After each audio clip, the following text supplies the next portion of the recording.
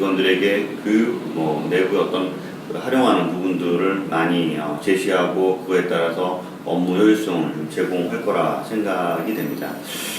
근데 아이패드를 이제 처음 도입하고 난 기업들은 여러 고민들이 생겨요. 또 도입 후 상당히 잘 쓰는 사용자들도 있고 또 그렇지 않은 사용자들도 있는데, 또 하나 또 기업에서는 어떤 그 아이패드를 도입할 시에 어떤 많은 부분들이 기업의 자산이냐 아니면 개인의 자산이냐라는 어떤 부분들도 발생을 하게 되기 때문에 어느 정도 그런 부분들을 제시하고 진행을 하는 것이 맞다고 봅니다. 예를 들어서 이런 것들도 있습니다. 사실 우리가 노트북을 구입하고 컴퓨터를 구입하고 그 안에 있는 대부분의 소프트웨어들은 기업에서 제공을 해주고 그걸 통해서 이용을 합니다. 그 외에 필요한 소프트웨어들은 구입을 해야 되는, 어떤 개인이 구입할 수도 있고 또 그 필요에 따라서 회사에서 구입할 수도 있지만, 이런 아이패드 같은 경우는 좀 달라요. 기업에서 필요한 부분들에 대한 정확한 명시 목록이 아직 제시가 되지 있는 것들도 별로 없고요. 또 그렇지 않더라도 개인이 어떤 필요하고 기업에서 필요하면 이런 것들 구매하는 정책들도 보면 대부분 개인이 구매해야 되고 그거에 대한 청구하기가 쉽지가 않은 상태예요. 그래서 애플리케이션을 누가 구매하느냐.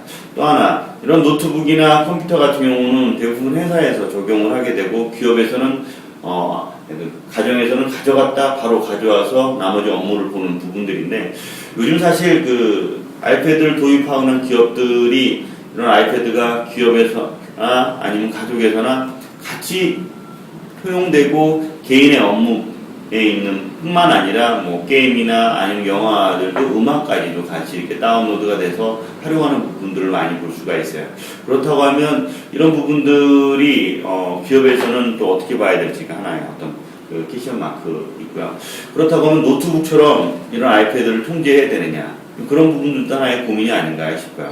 그렇게 통제한다고 하면 사실 아이패드를 활용하는 부분들이 극히 예외적일 거라는 생각도 들고요.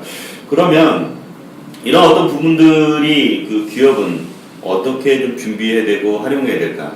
그래서 어느덧 어떤 부대용 사용자 정책 매뉴얼들이 필요한 시점이 됐다고 봅니다. 그래서 아이패드를 대량 구매한 어떤 그 아이패드에 대한 관리 정책도 필요하고, 관리 정책에 따라서 직원들에게 어떻게 사용할 수 있는 어떤 사용자 정책 매뉴얼들이 구성이 되고, 기본적으로 어떤 소프트웨어가 제시가 될 것이며 그런 소프트웨어들을 구매를 하고 구매를 통해서 좋은 직원들이 같이 소용할 수 있게끔 만들어주는 부분이 아닌가 싶고요.